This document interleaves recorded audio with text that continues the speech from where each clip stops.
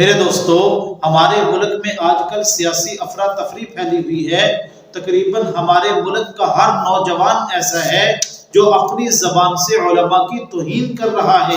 میرے دوستو، آخر علماء سے اتنی نفرت کیوں ہے؟ مغرب اور یورپ نے ہمیں اس نہج پہ لا کے کھڑا کر دیا ہے کہ جن علماء کے ساتھ ہمیں بیٹھنے کا حکم دیا گیا، جن علماء کے ساتھ ہمیں اپنے رابطے مضبوط کرنے کا حکم دیا گیا، آج انہی علماء سے ہم نفرت کر رہے ہیں۔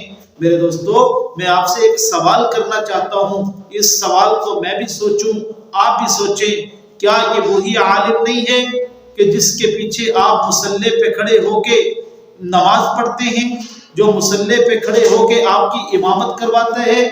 کیا یہ وہی علماء نہیں ہیں جو منبر پہ بیٹھ کے آپ کو جمعہ پڑھاتے ہیں؟ کیا یہ وہی علماء نہیں ہیں جو آپ کو عید پڑھاتے ہیں؟ پھر ان علماء سے اتنی نفرت کیوں ہے؟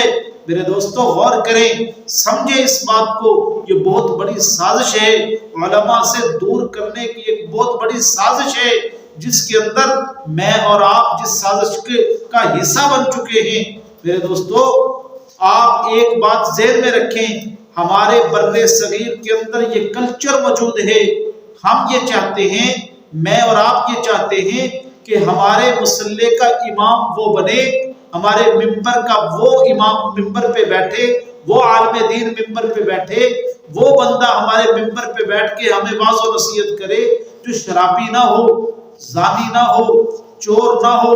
یعنی ہم یہ کہتے ہیں، ہمارا کلچر یہ ہے کہ ایسا بندہ، ایسا عالم ہمیں امامت کروائے جو متقی ہو۔ اگر ہم اپنے مصلی پہ امامت کروانے کے لیے ایسے عالم کو چننا چاہتے ہیں جو متقی ہو، تو جو ہمارا ریاست کا امام ہو، جو ریاست کا حکمران ہو، جو ریاست کی باغ دوڑ سنبھالے، اس کے بارے میں ہم یہ کیوں نہیں سوچتے کہ وہ بھی متقی ہونا چاہیے، وہ بھی شرابی نہیں ہونا چاہیے، وہ بھی چور اور لٹیرا نہیں ہونا چاہیے؟ بلکہ آپ اگر علماء کو بات کر دیں تو آگے سے کہتے ہیں علماء کا سیاست سے کیا تعلق ہے؟ علماء کو تو مسجد میں بیٹھنا چاہیے۔ نہیں میرے دوستو، سیاست علماء کا ہی کام ہے۔